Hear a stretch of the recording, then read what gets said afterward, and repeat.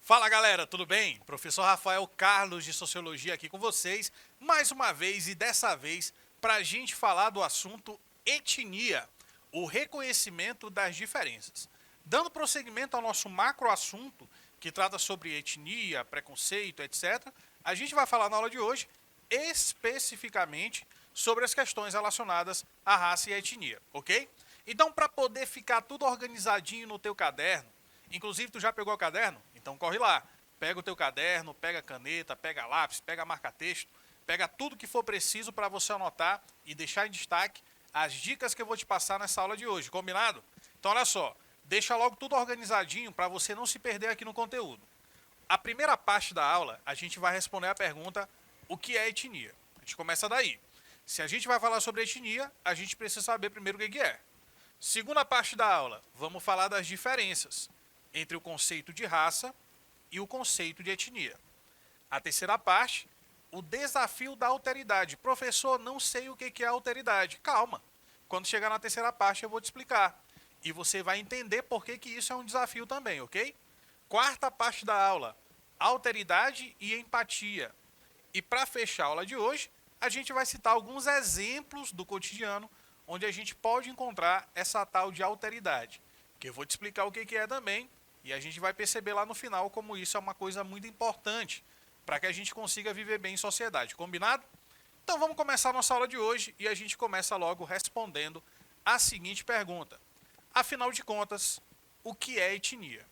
E aí eu te digo que etnia pode ser conceituada como sentimento de pertencer, o sentimento de pertencimento a determinado grupo com o qual o indivíduo, a pessoa, partilha com esse grupo a mesma língua, as mesmas tradições e também o mesmo território. Etnia, portanto, tem a ver com critérios ou fatores de ordem cultural, de ordem até mesmo territorial, como a gente pode perceber no conceito, certo? Toda vez que a gente falar de etnia, a gente vai lembrar de idioma, de valores culturais, ok? De crenças, de hábitos, tudo isso tem a ver com a ideia de etnia. Trata-se, portanto, de características tão marcantes, tão importantes, que acabam se tornando pontos basilares. Professor, peraí, o que é um ponto basilar? Base é o fundamento, é a fundação. Então, um ponto basilar é um ponto que fundamenta, é um fator fundamental, certo? Então, é um ponto basilar da construção identitária do indivíduo. A identidade do indivíduo passa por esses fatores, pela língua que ele aprende a falar, pelos valores da cultura que ele pertence também. Então isso é a construção da identidade, definindo certos aspectos da convivência social da população que constitui o grupo étnico, ok? Então o indivíduo desde muito cedo, você quando era criancinha, desde muito cedo você aprende a falar a língua que se fala na sociedade que você vive, você aprende hábitos, né? Como, por exemplo, a maneira adequada naquela sociedade de comer usando os talheres ou não, de escovar os dentes em determinados horários, não é isso? Então, esses hábitos, eles vão sendo transmitidos. E isso faz com que você consiga também construir a sua identidade em torno daquele grupo que você pertence, do grupo social, do grupo étnico que a gente faz parte. Beleza? Então, a gente já começa esclarecendo o que significa etnia, de que maneira a gente pode analisar esse termo na nossa realidade, na nossa sociedade. Nessa perspectiva, a população de um grupo reconhece-se por meio da constatação, da observação de uma familiaridade linguística, religiosa, de tradições e etc. A gente passa a se perceber como parte do grupo. Lembra lá no começo da aula que eu te falava que etnia também é um sentimento de pertencimento? Pois é, esse sentimento de pertencimento tem a ver com essa partilha de características em comum, de crenças em comum, valores em comum, hábitos em comum, ok? Por esse motivo, a etnicidade fornece ao sujeito, a cada um de nós, uma ligação direta com o passado, por meio da ideia de continuidade. Por isso que existe o termo tradição, né? O que é uma coisa tradicional? Você fala para ti, ó, isso aqui é uma tradição na sociedade. É uma coisa que há muito tempo as pessoas já faziam e foi o quê? Transmitido, passado, de geração a geração. Por isso que a etnicidade também nos leva, nos conecta com o passado da nossa sociedade, do nosso grupo social, que é mantida na perpetuação das tradições e dos sentidos que elas carregam também, ok? Então a gente está falando aqui também de socialização, também de identidade, também de cultura. Etnicidade é um grande conjunto que engloba vários desses fatores citados até agora na aula, certinho? Então vamos seguir aqui na aula, vamos adiante. Diferença entre raça e etnia. Como você já pôde perceber, etnia é um conceito mais alargado, mais amplo. Ele tem mais a ver ali com o sentimento de pertencimento, com as tradições, com os aspectos culturais. Quando a gente fala de raça, conceitualmente falando, a gente está falando de algo que é mais biológico. Não é tanto social ou cultural, mas tem mais a ver com a ancestralidade, com um laço de sangue, né? Com a racialidade propriamente dita, que é uma questão muito mais biológica do que sociológica. Mas vamos lá. Ainda que frequentemente as pessoas associem e confundam raça e etnia, a ideia de raça está ligada a uma concepção mais biológica, como eu te falei, dando a entender que as diferenças entre grupos étnicos estão ligadas a predisposições genéticas, ou seja, biologicamente inatas, que é algo da natureza humana, biológica. Enquanto que quando a gente fala de etnia, a gente fala de sentimento de pertencimento, fala de construção e absorção de valores, de tradições, ok? Essa ideia de raça, no entanto, não tem qualquer fundamento científico. Não tem qualquer fundamento científico a gente falar que as pessoas são diferentes ou pertencem a raças diferentes. O conceito de raça ele está dizendo uma coisa que não é o que diz etnia. São coisas distintas, tá? Etnia você sempre vai lembrar do quê? Do sentimento de pertencimento, das tradições, da cultura, dos valores, dos hábitos, das crenças. Raça é uma questão biológica. Tanto é que, biologicamente falando, a gente pode dizer que só existe uma raça, que é a raça humana. Tá? Então, essa divisão tradicional lá do século XIX, que leva em conta essa racialidade, ela não é tão correta. Ela é uma pseudociência, ou seja, uma falsa ciência. Ok? Vamos adiante. Muitas vezes, esse equívoco, esse engano, acaba alimentando noções preconceituosas acerca de uma outra etnia. É daqui que vem o racismo, por exemplo. O fundamento do racismo está nessa visão equivocada, de que existem raças diferentes. A construção de uma etnia é algo puramente social e baseia-se nas disposições do grupo e em suas experiências através de sua história.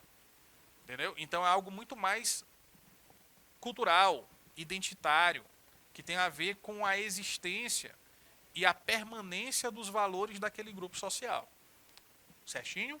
Deu para entender a diferença então de raça e etnia? Então vamos continuar aprofundando aqui esse conteúdo, falando agora do desafio da alteridade.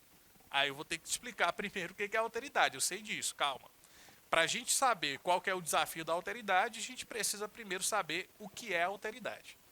E eu começo essa parte da aula, a terceira parte já da nossa aula, te falando que a alteridade nada mais é do que o reconhecimento de que existem pessoas e culturas singulares e subjetivas que pensam, agem e entendem o mundo de suas próprias maneiras. Basicamente, a alteridade significa você conseguir se colocar no lugar do outro, entre aspas, para tentar compreender os seus hábitos, os seus valores, as suas crenças.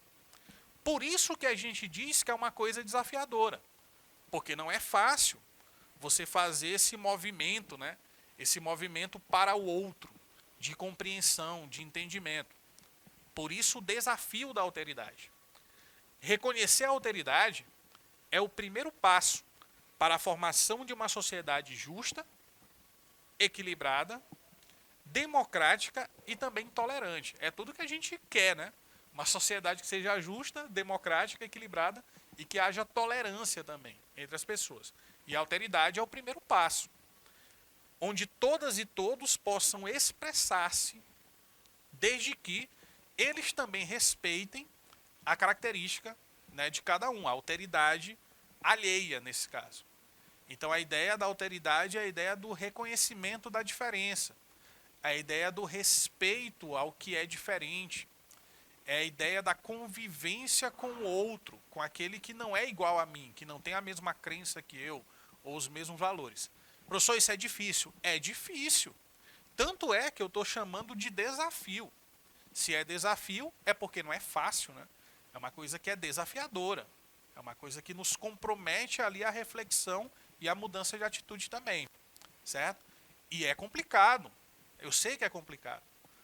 O reconhecimento, colocar-se no lugar do outro, tentar compreender a visão de mundo do outro é bem complicado porque a gente já tem a nossa. A gente foi ensinado de uma maneira, foi educado de uma forma. E por isso, portanto, é algo desafiador. A palavra alteridade, ela é originada do vocábulo da palavra em latim alteritas, que significa ser o outro, entre aspas, né? Portanto, designa o exercício de colocar-se no lugar do outro, de perceber o outro como uma pessoa singular e subjetiva também. A alteridade é, portanto, o reconhecimento da diferença, tanto no significado linguístico comum, quanto no significado filosófico, a diferença, né, que a filosofia estabelece entre o que é o eu e o que é o outro, o que é o sujeito, o eu subjetivo, e o que é o outro sujeito que é diferente de mim, que é o alheio, o outro. Pois a alteridade é o que é, por essência e definição, diferente. Reconhecer a diferença é praticar a alteridade. Saber conviver com o outro é também praticar a alteridade. Ok? Alteridade e empatia. Aí você já vai percebendo que existem conexões entre determinados conceitos que a gente usa no dia a dia. Se a alteridade é saber reconhecer o outro, respeitar a diferença, a empatia também tem a ver com essa ideia, certo? Olha só. É comum o pensamento de que a alteridade e empatia são sinônimos. Porém, são termos diferentes. Eles se conectam, mas não são sinônimos, ok? Enquanto a empatia refere-se à capacidade de colocar-se no lugar do outro e sentir a dor do outro, de maneira imaginária ou por analogia, então algum amigo seu, alguma amiga sua está sofrendo por conta de algum motivo, uma perda de um familiar importante, o fim de um relacionamento, seja lá que motivo for. E aí, quando você pratica a empatia, é você tentar compreender a dor que aquela pessoa sente. É você não desprezar, é não diminuir a dor que o outro está sentindo, mas tentar compreender, tentar entender que aquele momento para aquela pessoa é muito difícil.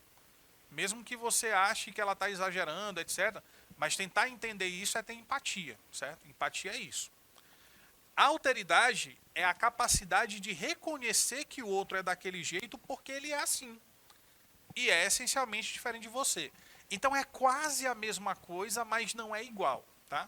Empatia, a capacidade que a gente precisa ter de colocar-se no lugar do outro e compreender o seu sentimento, compreender a sua dor, compreender o momento que ele está passando. Alteridade é a gente reconhecer o outro e saber que mesmo diferente de nós, ele é uma pessoa que merece ser respeitada, que merece existir, né, de forma digna, ok? Então são coisas que são muito próximas, mas não são sinônimos, certinho? Os dois são importantes. É importante que a gente pratique a alteridade e que a gente seja capaz de também ter empatia, de ser empático, né? De conseguir colocar-se ali numa situação que a pessoa está vivenciando para a gente compreender o sentimento dela, compreender aquilo que ela está se lamentando, sentindo, etc. Beleza? As duas coisas são importantes. Elas só não são iguais. Certinho? Vamos adiante. Além do reconhecimento da diferença, a alteridade propõe um respeito ético ao outro como um ser singular. É na alteridade que surge a tolerância, certo? A tolerância que a gente tanto quer que exista na sociedade, ela só é possível se a gente colocar em prática a alteridade. Segundo o sociólogo polonês contemporâneo Zygmunt Bauman, muito conhecido, né, é um dos sociólogos, dos pensadores do século XX mais badalados, que é o Bauman. O mundo está cada vez mais fragmentado. A tendência atual é a do individualismo extremo, um estilo de vida que leva ao egoísmo também. Inclusive, isso justifica um pouco o pensamento que ele tem sobre a fragilidade das relações sociais, a fragilidade dos vínculos humanos, inclusive dos vínculos de afeto, dos relacionamentos. Tanto é que existe um termo que ele criou chamado amor líquido, que faz parte dessa pós-modernidade, da modernidade líquida, onde as coisas elas se esvaem rapidamente, elas são fluidas, elas não são sólidas, né? Nesse sentido, a alteridade encaixa-se em momentos de coletividade, dando lugar à tolerância. Então, apesar da gente viver num mundo onde existe um individualismo exacerbado, exagerado, muitas vezes até extremo, né? As pessoas estão muito mais preocupadas com seus empreendimentos individuais, com seus objetivos individuais, do que, por exemplo, constituir família ou algo que seja mais voltado à coletividade. Mas apesar disso, né, ainda se faz muito necessário esse reconhecimento do outro, esse respeito pela diferença, para que a gente possa minimamente conviver e viver bem em sociedade, né, dando lugar ao respeito e, obviamente, à tolerância também. Então, mesmo nessa sociedade onde o individualismo é extremo, é exagerado, a gente necessita também praticar a alteridade, que é algo desafiador, muito complicado, muito difícil, mas que é fundamental para que a gente possa viver numa sociedade melhor também. Exemplos. Aí aqui eu vou citar alguns exemplos no dia a dia que a gente pode facilmente observar, né, com os nossos amigos, vizinhos, familiares, de como isso pode acontecer. Exemplos de alteridade. Imagine que imigrantes e refugiados comecem a entrar em seu país. Recentemente, há pouco tempo, a gente viveu aí a situação dos venezuelanos, né? Sobretudo ali na região norte do país, que estavam fugindo ali da crise econômica e social na Venezuela, entrando no Brasil, pela fronteira. Então é um exemplo. Passando, portanto, a habitar nas cidades brasileiras, sobretudo as cidades próximas da fronteira.